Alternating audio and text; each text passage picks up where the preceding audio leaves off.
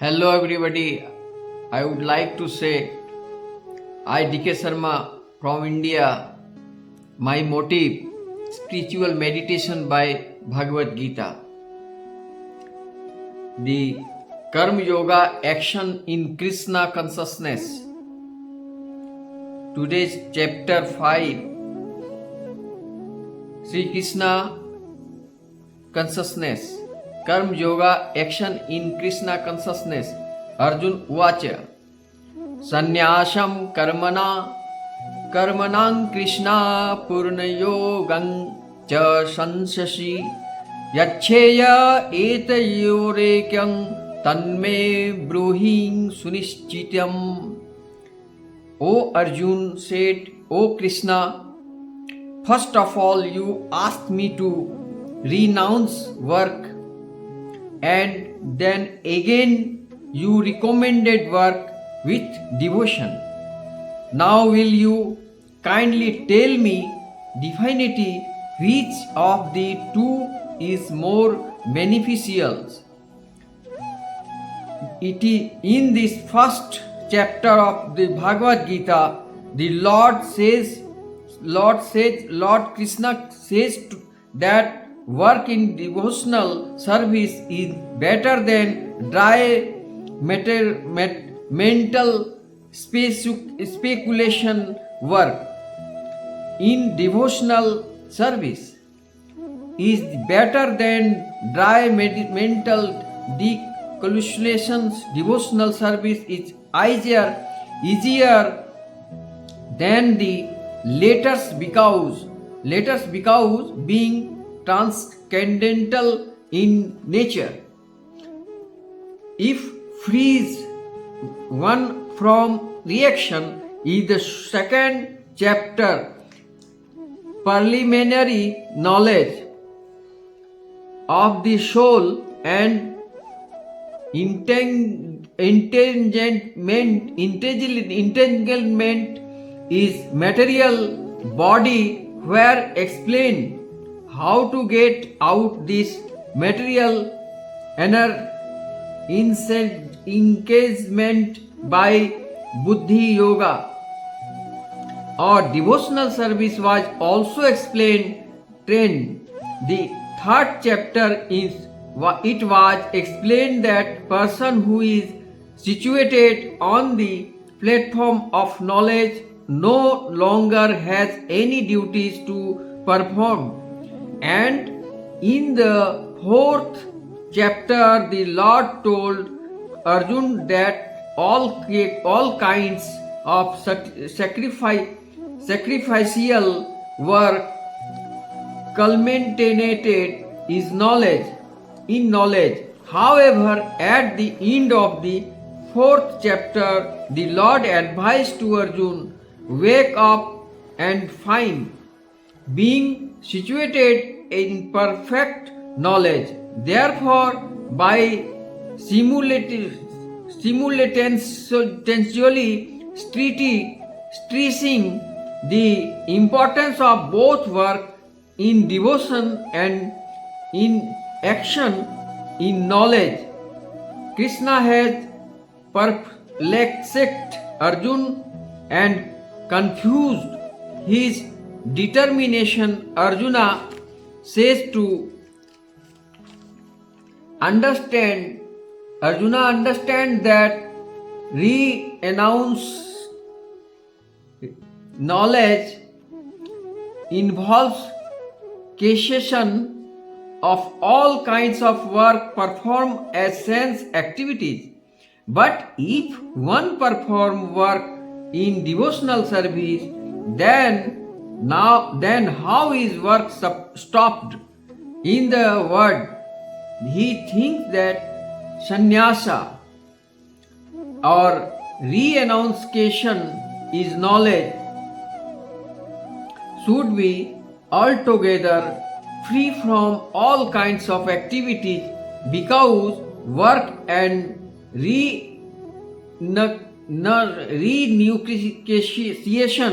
renunciation appear to him to be incompletable. He appears not to have understood that work in full knowledge is non-reactive, and it therefore the same as action. He inquires therefore whether he should cases work all tight or work with full knowledge. Shri भगवान उवाच संन्यासं कर्मयोगस्य निःश्रेयस्करावुभौ यतयोस्तु कर्म संन्यासात् कर्मयोगी विशिष्यते. The personality of Godhead replied, the renunciations of work and work in devotion are both good for liberation, but the to work devotional service is better than renunciation of work. Renunciation of work, and as long as one engaged activities aimed at improving the standard of bodily comfort, one is sure to transmigrate of different type of body, thereby continue material bondage perpetually.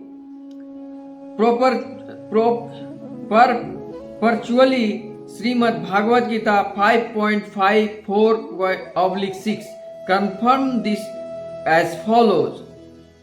People are made after sense gratification, and they do not know that this present body, which is full of misery in result of on fruitive activities in the past, although this body temporarily is always giving one trouble in many ways. Therefore, act of sense gratification is not good, but outsidered to be failure in life as long as he makes no inquiry about his real identity. As long as he does not know his real identity, he has to work for future results, for sense gratification is, and as long as one is engrossed in the consciousness of sense gratification, one has to transmigrate from one body to another. All through the mind we may by engrossed in fruitive activities and influenced by ignorance, one must develop of love of devotional service and Vasudeva. Only then can one have opportunity to get out of the bondage of material existence.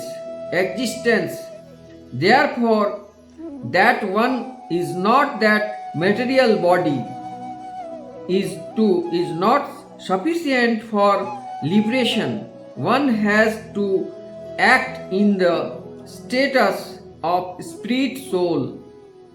Otherwise, there is no except from material bondage action. Action is Krishna consciousness is not, however, action on the fruitive platform. Activities performed in full knowledge strengthen then one's advancement in real knowledge. Without Krishna consciousness, mere renunciation of fruitive activities does not actually purify the heart of the conditioned soul. As long as heart is not purified, one has to work on the fruity platform. But action in Krishna consciousness automatically help one accept escape the result of fruity action, so that one need to discreant to the material platform. Therefore, action in Krishna consciousness is always superior to renunciations, which always initial a risk of failing. Renunciation without Krishna consciousness is incomplete, as confirmed by Srila Rupa Goswami in his Bhakti Rasmatra Sindhu 1.2.258. When person eager to achieve liberation renounce things related to the Supreme Personality of Godhead, thinking them to material world,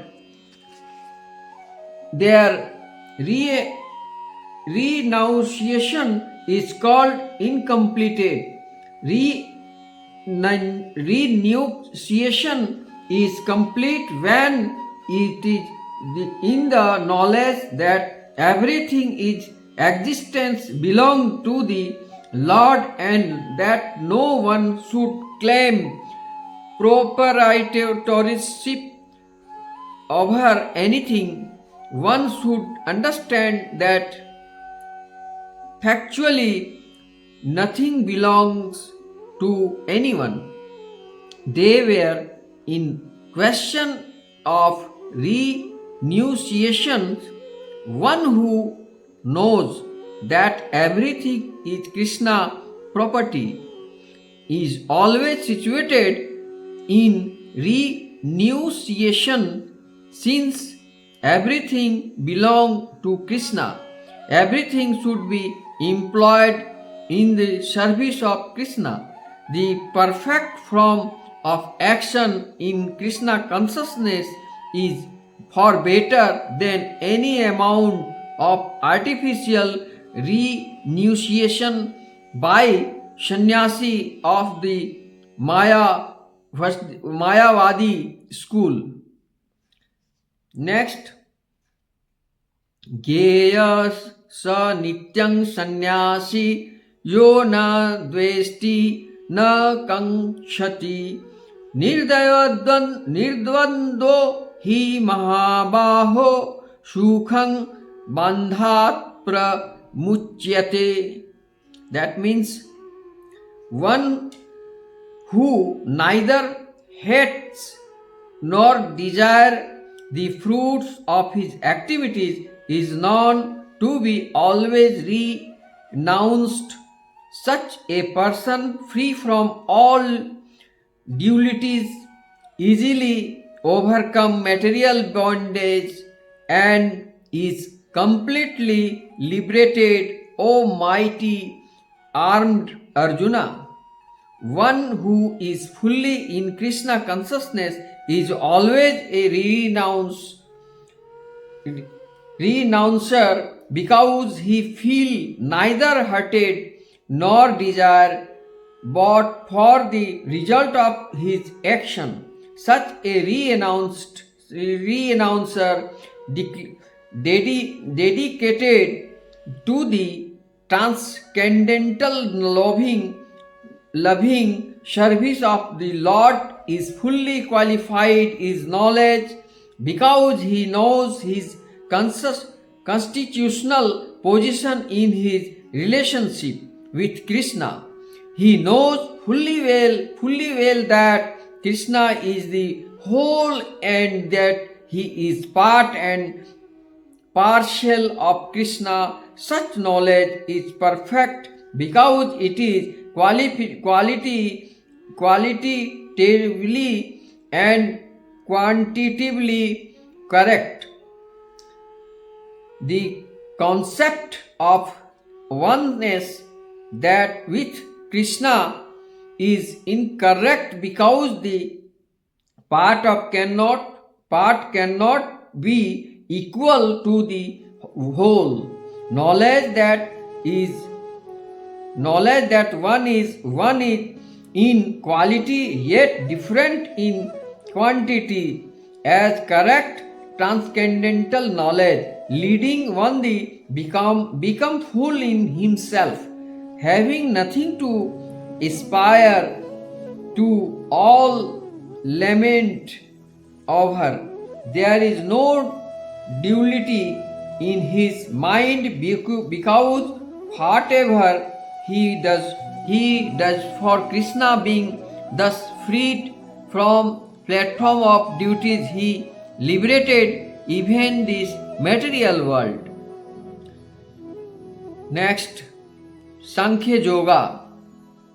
Sankhya Yogo Prithambala Pravadanti na Pandita Ekam Pyastitang Shamya Gubhayorvinate Phalam. Only the ignorant speak of devotional service, Karma Yoga, as being different from analytics study of the material world, Sankhya Yoga. Those who are actually learnt says that he who applies himself well to one these path achieved the result of both. The aim of the analytical study of the material world is to find the soul of existence, and the soul of the material world is Vishnu or the super soul. Devotional service to the Lord, initial service to the super soul. One process is to find the root of the tree, and the other is to water the root. The real student of Sankhya philosophy finds to the root of the material world, Vishnu, and then in perfect knowledge engaged himself in the service of Lord. Therefore, the essence, there is no difference between the two because the aim of both is Vishnu. Those who do not know the ultimate and say that the purpose of Sankhya and Karma Yoga are not the same, but one who is learned knows that the unifying aim this different process. Next, Yatya Sankhyaye Praptyate Sthanang Taddo Gairapi Gamyate Ekang Sankhya Cha Yogang Cha Ya Pashyati Sa Pashyati. That means clearly you can read it, you can know. One who knows that the position reached by means of analytical study can also be attained by devotional service, and who therefore sees analytical study and devotional service to be on the same level, sees things as they are. The rule purpose of philosophical research is to find the ultimate goal of life. Since the since the ultimate goal of life is self realization. There is no difference between the conclusion reached by the two process. By Sankhya philosophy research, one comes to the conclusion that living in its entirety is not part of and parcel of the material world but of the supreme spirit whole. Consequently, the spirit soul has nothing to do with the material world. His actions must be in some relation with the Supreme. When he art is Krishna consciousness, he is actually in his constitutional position. In the first process, Sankhya, one has to be detached from matter, and in the devotional yoga process, one has to attach himself to the work of Krishna consciousness. Factually, both processes are the same, although superficially on process appears to involve detachment and the other process appears to involve attachment. Detachment from matter and attachment to Krishna are one and the same. One who can see sees things as they are. Next, Sannyasasthu Mahabaho Dukham Mayogata Yoga Yukto Munir Brahma Na Chirena Dhigachati, means merely renouncing all activities yet not engaging in the devotional service of the Lord cannot make one happy. But doubtful person engaged in devotional service can achieve the supreme without delay. There are two classes of sannyasis. One person is the renounced order of life. The Mayavadi sannyasi are engaged in the study of Sankhya philosophy, where the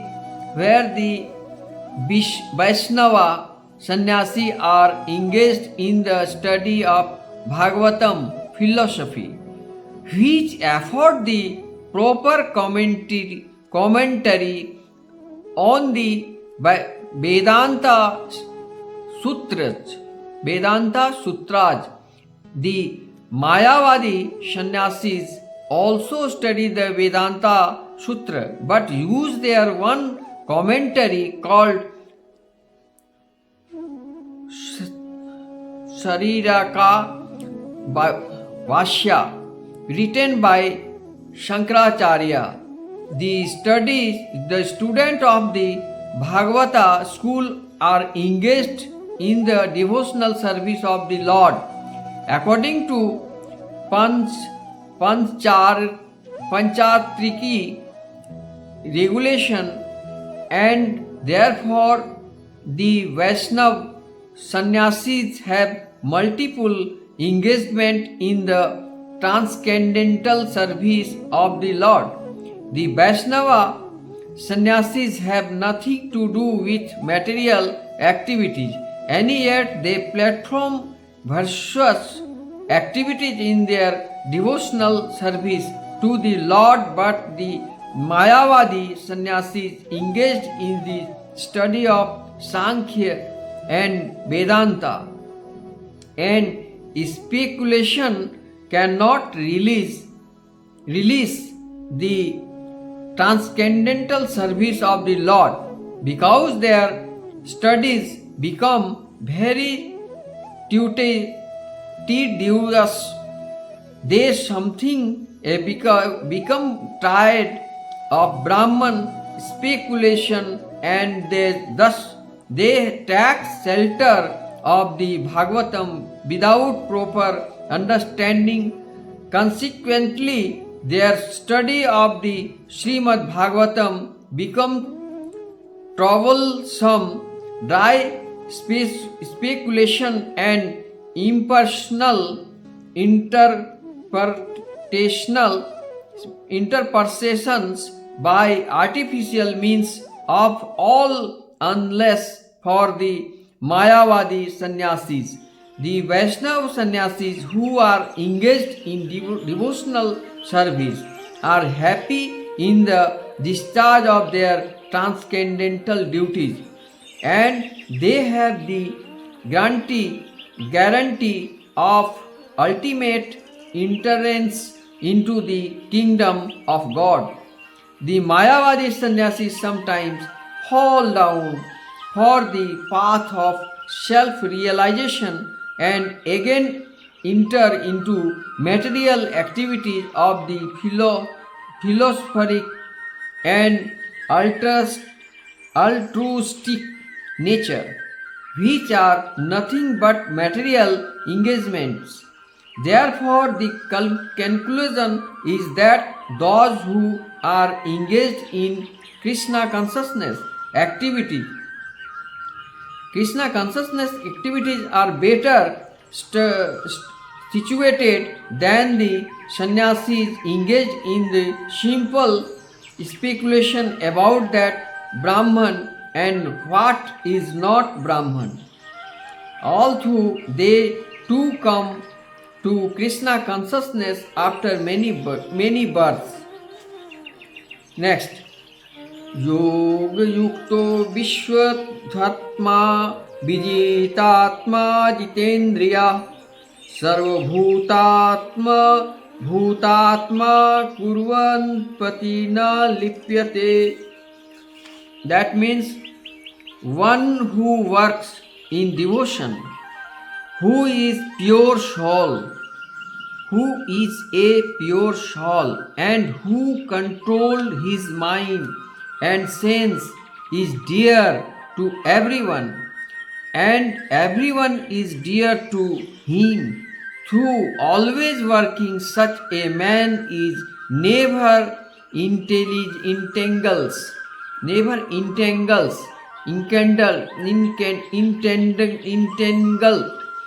the pure one who is on the path of liberation by Krishna consciousness is very dear to every living being, and every living being is dear to him. This is due to his Krishna consciousness. Such a person cannot think of any living being as separate from Krishna, just as the living as branches of a tree are not separate from the tree. He knows very well that by pouring water on the root of the tree, the water will be distributed to all the leaves and branches, or by supplying food to the stomach, the energy is automatically disturbed throughout the body, because one who works in Krishna consciousness is servant to all. He is very dear to everyone, and because everyone is satisfied by his work, he is pure in consciousness. Because he is pure in consciousness, his mind is completely controlled, and because his mind is controlled, his senses are also controlled. Because his mind is always fixed on Krishna, there is no chance of his being devoted from Krishna, nor is there a chance that he will engage his sense in matters of than the service of the Lord. He does not like to hear anything except topic relating to Krishna. He does not like to eat anything which is not effect to Krishna, offered to Krishna, and he does not wish to go anywhere if Krishna is not involved. Therefore, his senses are controlled. A man of controlled sense cannot be offensive to anyone. One may ask, why then was Arjuna offensive in battle to others? Wasn't he in Krishna consciousness? Arjuna was only superficially offensive because as has already been explained in the second chapter, all the assembled persons on the battlefield would continue to live individually as the soul cannot be slain. So spiritually, no one was killed on this battlefield of Kurukshetra. Only their dresses were changed by the order of Krishna, who was personally present. Therefore, Arjuna, while fighting on the battlefield of Kurukshetra, was not really fighting at all. He was simply carrying out the orders of Krishna is full Krishna consciousness. Such a person is never entangled in the reactions of work. That's all today's. I think that you will be complete knowledge by Sri Krishna consciousness, Sri Krishna super soul, what have to do in future, what have to do in your lifeline. There are two types of line, spiritual, non-spiritual. How to understand by Bhagavad Gita, you have already understand. That's all. Thank you very much, all of you. Hare Krishna, Krishna Krishna, Hare Hare, Hare Ram, Ram Ram, Hare Hare.